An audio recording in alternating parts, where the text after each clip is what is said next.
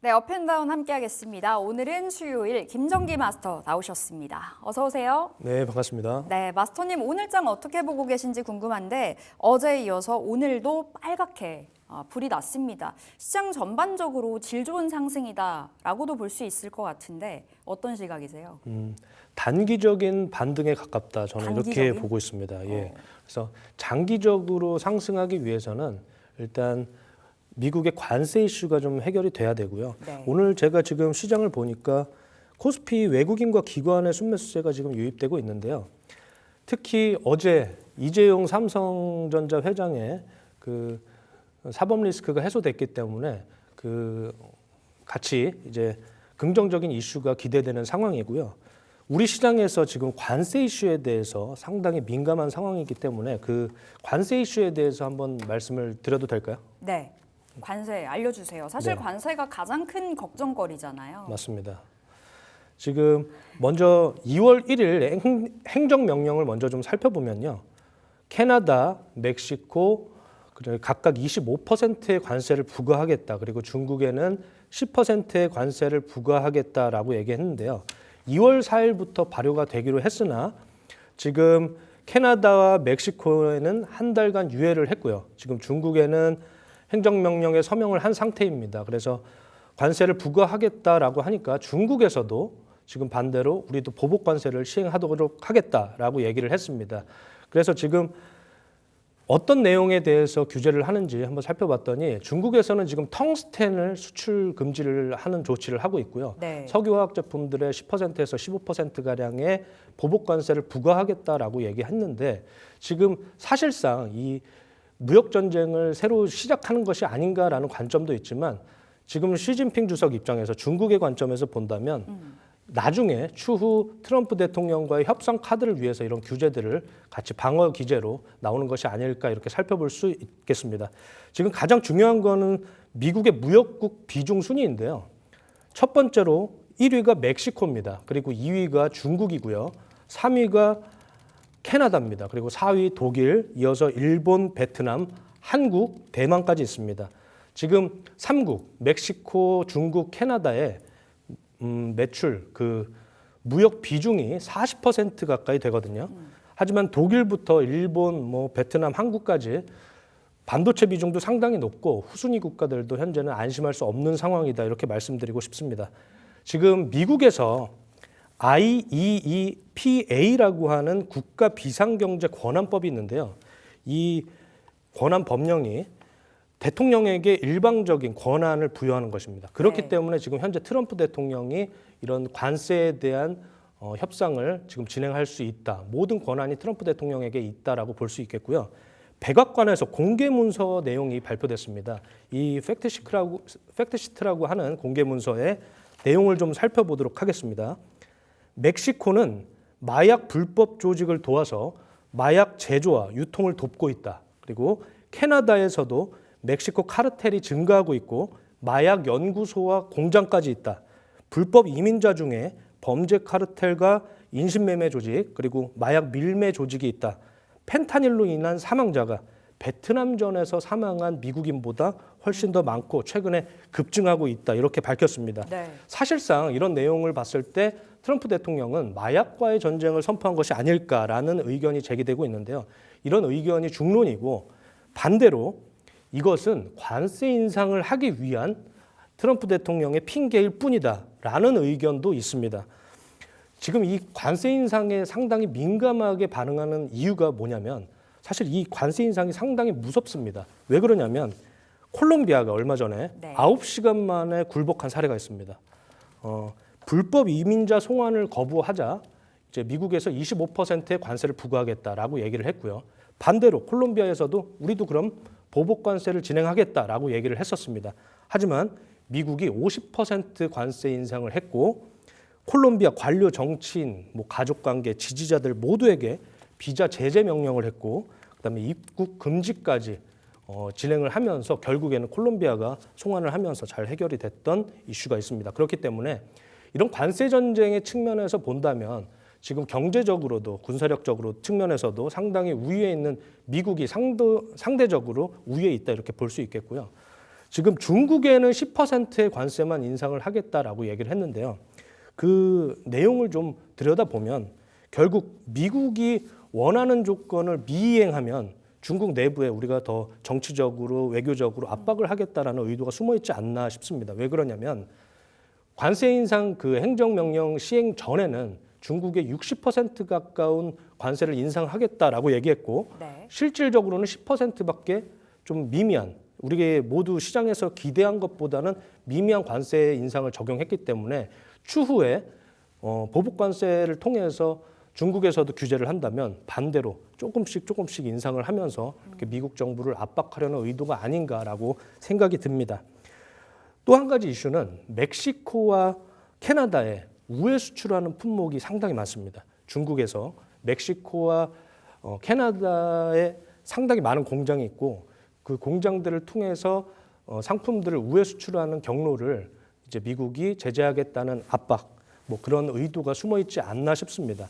그래서 그 내용들을 살펴보면 결국 미국이 이런 관세 전쟁에서 키를 가지고 있기 때문에 트럼프 대통령이 또 지금 현재는 한 달간 유예를 했지만 지금 미국 입장에서 본다면 이 거래 기술이 상당히 훌륭하다 이렇게 볼 수 있습니다. 왜 그러냐면 지금 미국 관점에서 본다면 아무것도 하지 않고 많은 것을 얻어냈죠. 네. 그렇기 때문에 그런 관점에서 본다면 미국이 지금 상당히 거래에서 우위에 있는 것이 아닌가 이렇게 살펴볼 필요가 있겠습니다.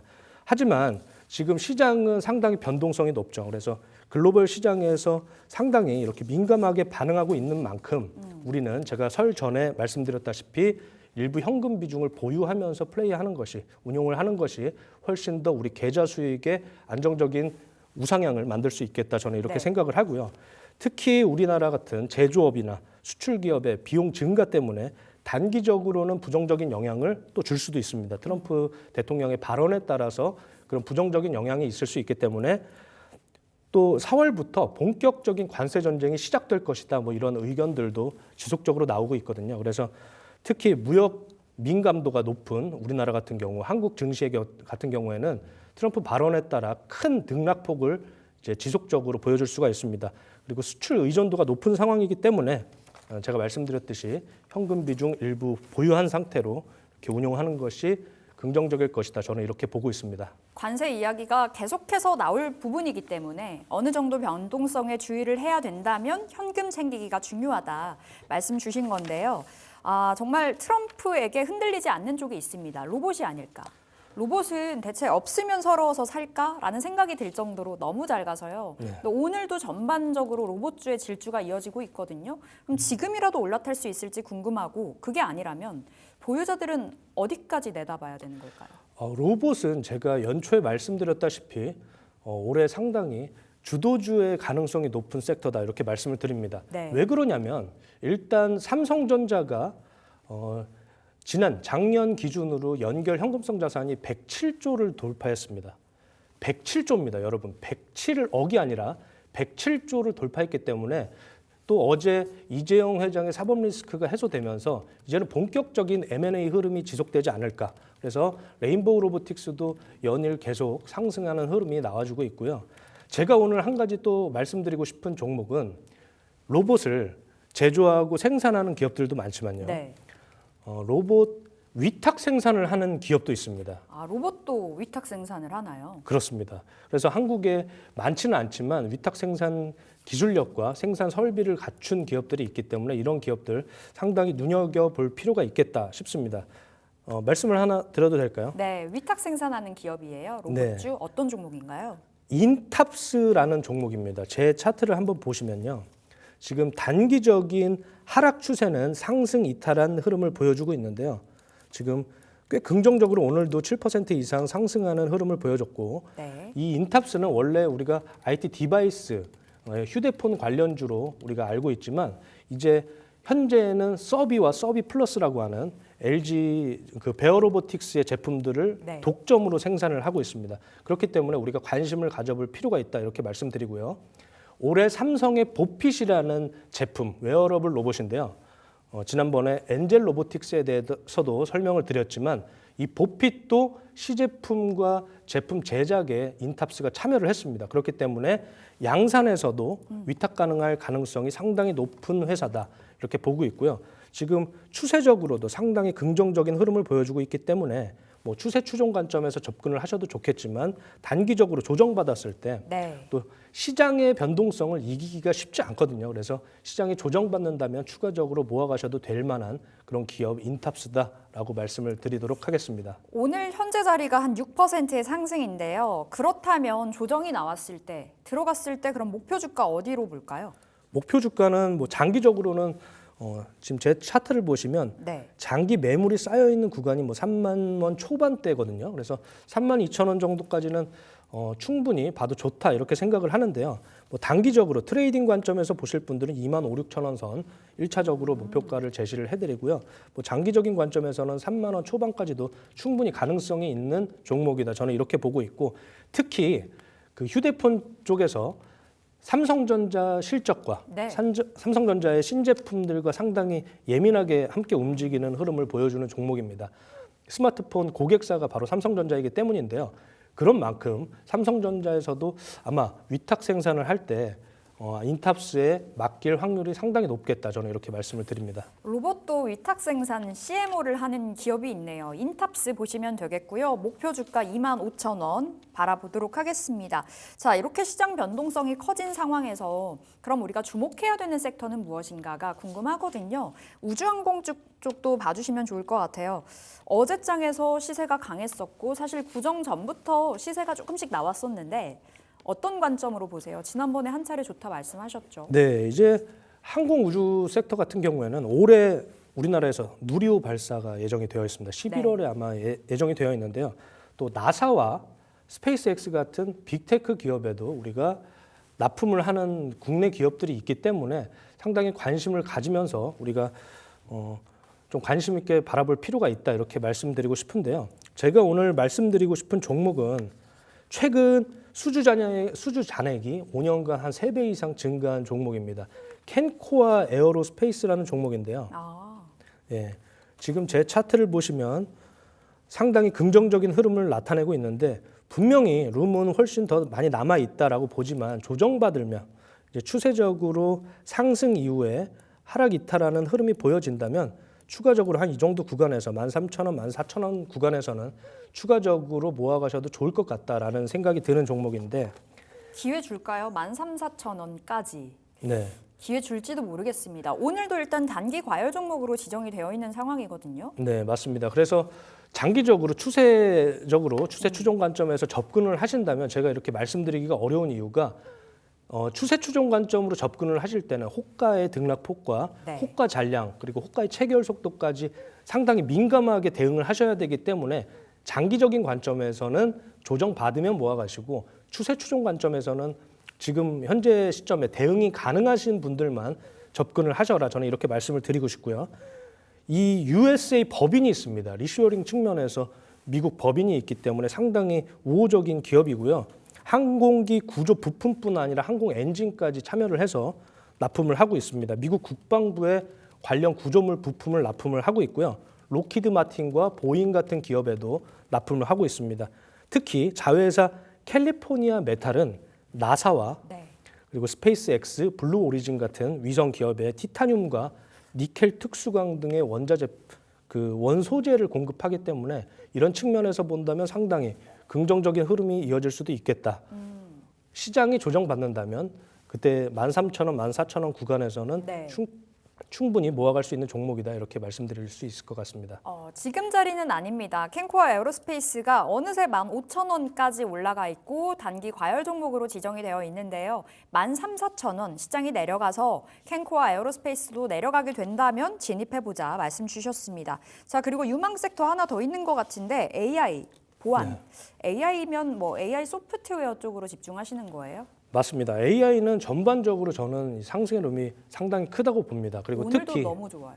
네, 맞습니다. 오늘 상당히 강세를 보이고 있는데요. 오늘 특히 어제 샘 알트만 대표와 손정희 회장이 방한을 하면서 이재용 회장과 3자 AI 동맹을 맺었다 이런 이슈도 있는데 그런 관점에서 본다면 AI가 충분히 우리나라에서 이 밸류체인 안에서도 괜찮은 기업들이 있다라고 말씀을 드리고 싶고요.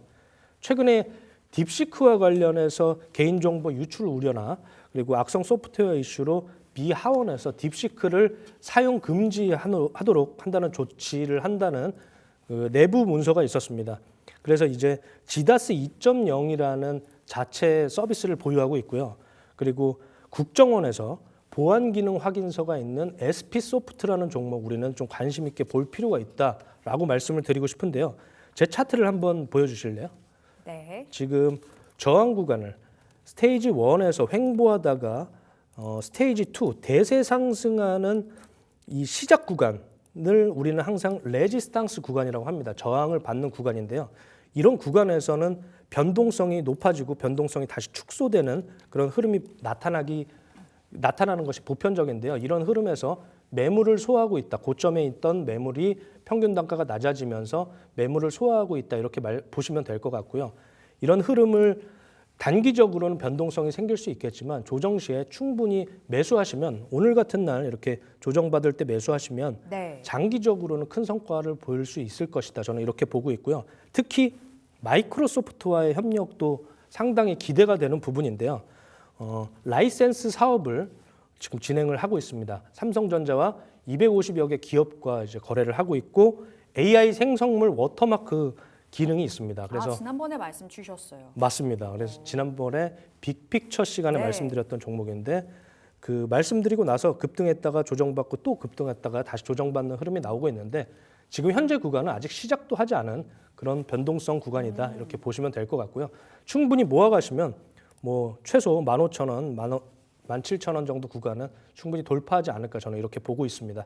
네, 지난주 수요일에 빅픽처 시간에 우리 SP소프트 받아서 수익 중입니다. 여전히 모아가는 자리 괜찮다라고 답을 주신 만큼 계속해서 확인을 해보시면 되겠고 보안주는 아닌 거죠? AI 보안주인가요? AI 소프트웨어 플러스 보안? 보안으로 볼 수도 있고 소프트웨어, 클라우드 서비스로 볼 수도 있습니다. 그래서 다양한 측면에서 AI 관련주다 이렇게 보시면 될 것 같고요.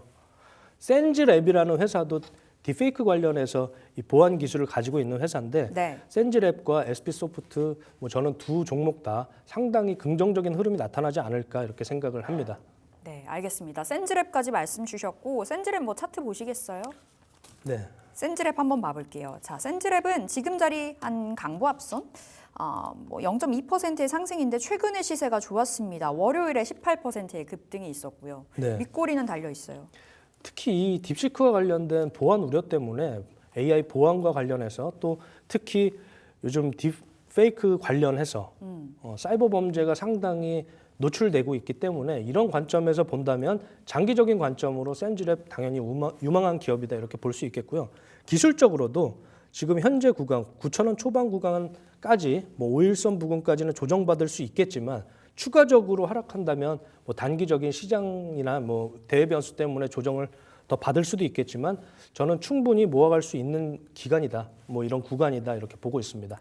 알겠습니다. 센즈랩까지 말씀 주셨는데요. 딥시크라는 키워드가 떠오르면서 사실 AI도 그렇고 보안 쪽으로도 주목도가 굉장히 높아졌는데 딥시크 우리가 설에 쉬는 동안에 등장하면서 뭐 엔비디아 18%, 16% 급락했었잖아요.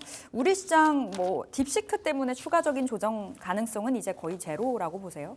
일단 결론부터 말씀드리면요. 저는 큰 걱정은 하지 않으셔도 된다라고 말씀드리고 싶어요.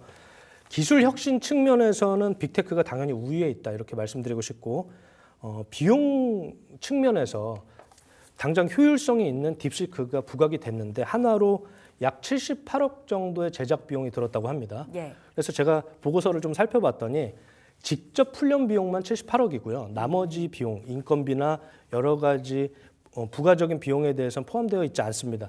그럼에도 불구하고 만약 이 딥시크가 H800 저사양 GPU만 가지고 생산을 해냈고 이런 효율을 만들었다고 하면 앞으로 빅테크 기업들은 엔비디아의 고사양 칩, 뭐 H100이라든지 비싼 제품을 또 신제품을 계속 단가를 인상할 수 있는 근거가 안 생기기 때문에 이것이 과연 AI의 버블 그리고 빅테크의 버블로 이어지지 않을까에 대한 우려가 상당히 급격하게 나왔던 우려인데요. 지금 제가 흐름을 봤을 때는 충분히 기술 혁신 측면에서 더 앞으로 빅테크가 더 유망하다 이렇게 보고 있고요. 왜 그런가 이제 이유를 좀 말씀드리면 딥시크를 사용해 보면요. 천안문 사태나 이제 시진핑 주석에 관련된 조금 예민한 외교적으로 예민한 문제들을 질문했을 경우에 오류가 난다거나 여러 가지 전혀 다른 답변을 나타낸다거나 그런 관점에서 본다면 이런 규제, 외교적, 사회적 검열이 있는 LLM을 쓸 것인가 아니면 챗GPT처럼 이런 윤리적인 기준에 의해서 응답을 제안하는 챗GPT를 사용할 것인가를 관점으로 본다면 기술 혁신 측면에서는 여전히 빅테크가 우위에 있지 않을까 저는 이렇게 생각이 들고요. 하나만 더 말씀드리면 지난 3일에 샘 알트먼 대표가 딥시크를 겨냥한 것처럼 딥 리서치를 발표했는데요. 딥시크의 3배 이상의 정확도가 된다고 합니다. 그렇기 때문에 기술 혁신 측면에서 과연 빅테크들은 당연히 고민이 많아질 수는 있겠지만 그러나 우상향하는 것은 결국 오픈 AI와 빅테크가 아닐까 저는 이런 관점으로 긍정적으로 생각을 하고 있습니다. 그리고 특히 어제 샘 알트만 대표가 한국에 방문해서 온디바이스 AGI에 대한 언급을 했고요. 그리고 의료 AI에 대해서 이야기하면서 건강보험 관련법을 규정을 준수하면서 의료 AI에 대한 계속 투자를 진행하고 있다라고 얘기를 했기 때문에 이런 관련주와 또 관련 내용을 계속 트래킹하면서 여러분들이 이제 계속 관심을 갖고 지켜볼 필요가 있다라고 말씀을 드릴 수 있을 것 같습니다. 네, 딥시크 때문에 시장에 큰 조정이 올 것은 크게 염려하지 말자, 걱정할 때가 아니다라는 말씀 주셨습니다. 자, 우리 김정기 마스터에게 또 질문 드려보고 싶은 쪽이 있는데 손익비, MDD 쪽으로 말씀 주신다고 어떤 쪽으로 주실 건가요? 그러면 제가 투자자분들께 항상 드리고 싶었던 말씀이었는데요. 네. 손익비라는 건 정말 이제 꼭 말씀드리고 싶었던 이유가 쉽게 설명드리면 손익비는 손실과 이익의 비율입니다. 제가 더 쉽게 말씀드리면요. 예를 들어서 10종목을 거래한다고 봤을 때 승률이 50%, 5승 5패다라고 가정을 했을 때요. 대부분 우리가 더 이상 알아야 되는 것은 평균 이익률과 네. 평균 손실률을 알아야 합니다. 그렇기 때문에 가정을 해보면 평균 수익률이 10%고 평균 손실률이 10%일 경우에 손익비가 1이 됩니다. 그런데 평균 수익률이 20%고 평균 손실률이 10%면 손익비가 2가 되겠죠. 네. 우리가 보편적으로는 손익비가 1.5 이상이면 장기적으로 돈을 벌 수 있다 이렇게 보고 있고요. 손익비가 2.0 이상이면 장기적으로 큰 돈을 벌 수 있다 이렇게 얘기를 하고 있고요. 손익비가 2.5 이상이면 단기간에 빠르게 큰 돈을 벌 수 있다라고 보고 있는데요. 가치 투자 관점에서도 마찬가지고 트레이딩 관점에서도 마찬가지로 이 손익비를 여러분들이 항상 신경 쓰면서 트레이딩과 투자를 이어나가셔야 된다라고 말씀드리고 싶은데 왜 그러냐면 대부분의 성공한 투자자들 그리고 대부분의 성공한 트레이더들을 보면 여러분들이 승률이 높아서 성공했을 것이다라고 생각을 하시지만 실제로 막상 보면 승률은 여러분들과 투자 고수라는 분들은 거의 대부분 비슷합니다. 하지만 이런 손익비 측면에서 얼만큼 이겼을 때 더 크게 이기고 손실을 냈을 때 얼만큼 적게 지느냐가 가장 중요하거든요. 지금 이 시장을 주식 시장을 대부분의 투자자들은 네. 제로섬 게임이라고 알고 계시는 것 같아요. 하지만 저는 주식 시장은 마이너스 섬 게임이라고 생각을 하는데요. 왜 그러냐면 극소수의 투자자만 돈을 벌고 대다수는 돈을 잃게 됩니다. 그렇기 때문에 여러분들이 이 손익비의 개념을 반드시 인지하시고 또 한 가지 추가적으로 말씀드린다면 MDD라는 개념이 있어요. MDD가 뭔가요? MDD는 이제 맥시멈 드로우 다운이라고 해서 최대 손실 낙폭을 얘기합니다. 이 MDD를 내가 스스로 여러분들이 설정을 해보시는 겁니다. 내가 예를 들어서 1,000만 원을 투자할 때 나는 100만 원까지는 이 손실을 감내할 수 있다라고 얘기를 한다면 내 최대 손실은 100만 원으로 설정하고 10%로 설정하고 보편적으로 뭐 절반 정도가 되었을 때 뭐 반을 손절매한다든지 네. 이제 도달했을 때 MDD에 도달했을 때 전량을 손절한다라는 어떤 원칙과 규율을 처음에는 좀 가지고 트레이딩으로 접근을 하시는 것이 여러분들의 우상향하는 계좌 수익에 상당히 긍정적인 흐름을 보여줄 것이다. 저는 이렇게 말씀을 드리고 싶습니다. 그래서 여러분들이 투자하실 때 이 제로섬 게임에서 마이너스섬 게임에서 살아남기 위해서는 손익비와 MDD의 개념을 반드시 알고 인지하고 내가 얼만큼의 손실을 감내하실 것인가에 대해서 먼저 설정하고 투자하는 것이 유익할 것이다. 저는 이렇게 말씀을 드리고 싶습니다. 그냥 묻지마식으로 투자하지 말고 내가 이 종목으로 이 정도 손실까지는 생각을 하면서 대응을 해야 된다라는 말씀이신 거죠? 맞습니다. 손익비와 MDD의 개념을 가져야 네. 전략이 생기기 시작합니다. 그래서 내가 얼만큼의 손실을 감내할 것인지를 또 시장에 대해서 또 미국 시장에 대해서 여러 가지 자산 배분 측면에서도 네. 이제 앞으로 말씀드리겠지만 그런 손익비와 MDD를 반드시 인지하셔라. 제가 이렇게 말씀을 드리고 싶습니다. 알겠습니다. 깨알 강의 해주셨는데 자, 우리 김정기 마스터의 오늘의 종목이 궁금합니다. 그럼 지금 시점에서 현금도 중요하다라고 말씀하신 만큼 오늘의 종목도 중요할 것 같거든요. 네, 어떤 오늘 종목이에요? 상당히 오늘 좋은 회사를 가지고 왔습니다. 네. 지금 오늘 스페셜 공략주는 스페셜 공략주? 미국 관세 수혜를 직접적으로 받을 수 있는 기업을 가져왔는데요. 네. 바로 미국 현지에서 모듈 생산 공장을 보유한 그리고 IRA 세금 공제와 보조금 수혜까지 다 받을 수 있는 그런 기업을 가져왔습니다. 바로 한화솔루션이라고 하는 기업인데요. 여러분 아시다시피 한화솔루션은 태양광 섹터에 네. 포함된 기업입니다. 이 수많은 에너지 섹터 중에 왜 하필 태양광을 가져왔냐? 저는 태양광을 사실 좋아하지 않는 사람 중에 한 사람이었거든요. 사실 업황이 굉장히 안 좋았던 걸로 알고 있거든요. 맞습니다. 그 이유가 중국산 패널 점유율이 상당히 높은 상황이었는데 과연 한국 태양광 기업들이 이런 상황에서 실적을 낼 수 있을까에 대한 의구심이 있었습니다. 그래서 저도 태양광을 상당히 비관적으로 보는 사람 중에 한 사람이었는데요. 하지만 이제 그런 관점은 완전히 바뀌었다라고 보시면 될 것 같습니다. 오늘 이 한화솔루션을 설명하기 전에 제가 왜 이 종목을 선택하게 되었는지에 대해서 전반적인 과정을 한번 설명해 드리면 좋을 것 같습니다. 그동안 지속적으로 강조드렸다시피 미국의 전력 쇼티지가 상당히 심각한 상황인데요. 특히 빅테크의 캐펙스 투자가 지속적으로 증가하고 있고 그로 인한 급격한 전력 수요 증가와 노후화된 전력망으로 지금 전력 부족 위험에 처해 있습니다.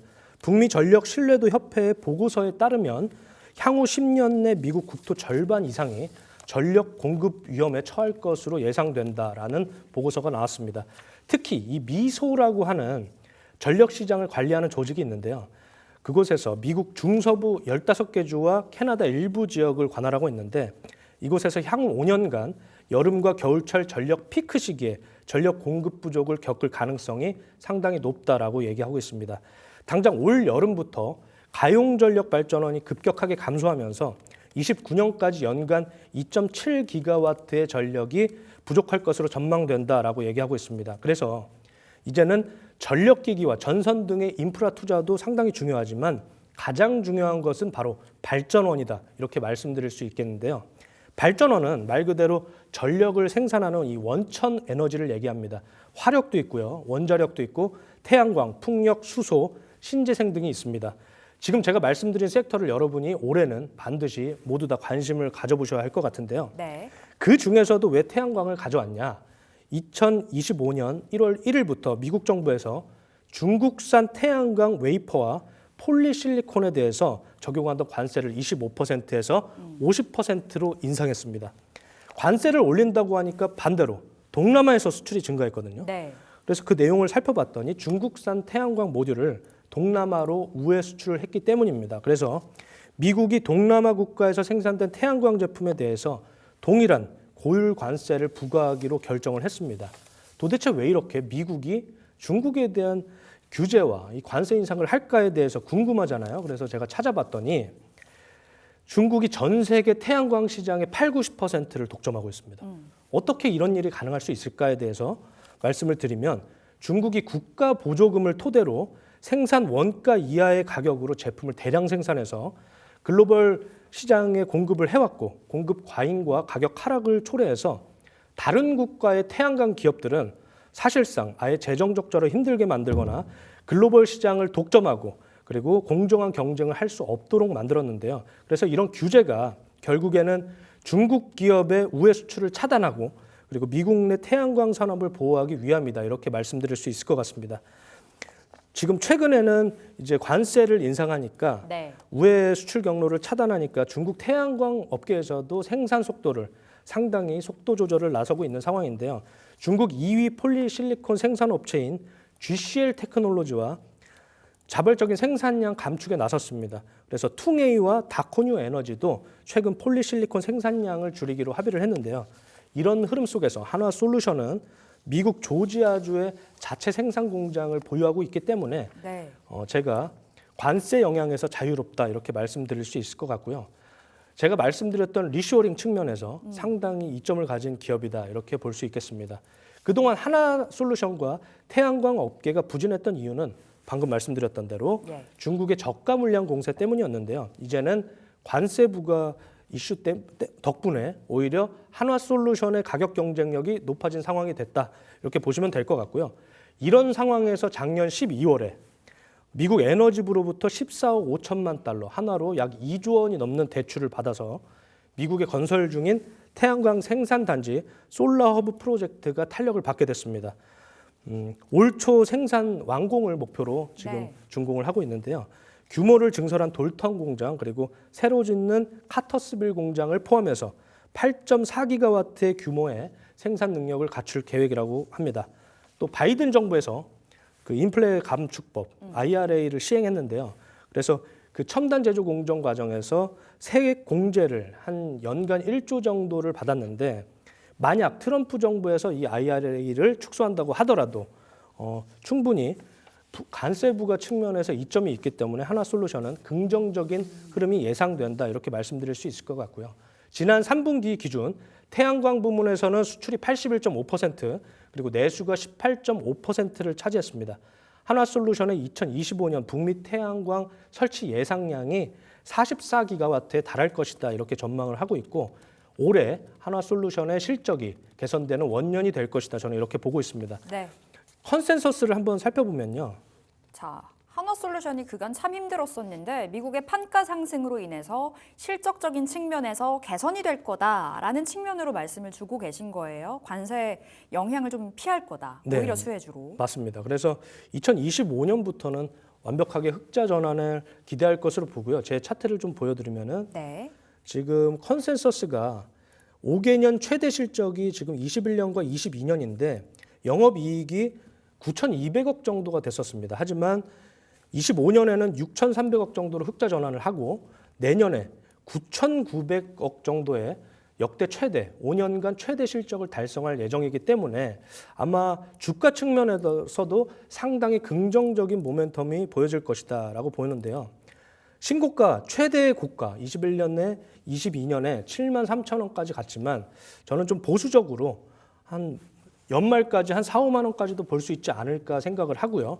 하지만 목표가는 장기 매물이 있는 한 3만 원 정도 1차 목표가로 설정을 해드리고요. 지금 현재가 19,000원에서 현재가까지는 분할 매수 관점으로 접근이 가능하다라고 보이고요. 그다음에 이 상승의 시작점인 17,000원 부근을 손절가로 제시를 해드리겠습니다. 길게 본다면 4만 원, 5만 원이 가능하나 일단은 목표가 3만 원으로 설정을 해주셨고 손절가 17,000원 보시면 되겠습니다. 수급을 보더라도 연기금 중심으로 기관의 물량이 진짜 꾸준히 들어와주고 있어요. 이 부분도 맞습니다. 상승의 동력이 되어주는 것 같아요. 네, 충분히 기관 매집의 그 긍정적인 흐름이 있다는 것은 기관에서 뭔가 매수를 한다는 것은 반면에 우리가 어떤 확실한 트리거, 확실한 근거와 촉매가 있어야지만 그렇게 지속적으로 매집해 나갈 수 있는 것이거든요. 그래서 리쇼어링 측면에서 본다면 상당히 긍정적이다. 저는 이렇게 볼 수 있겠습니다.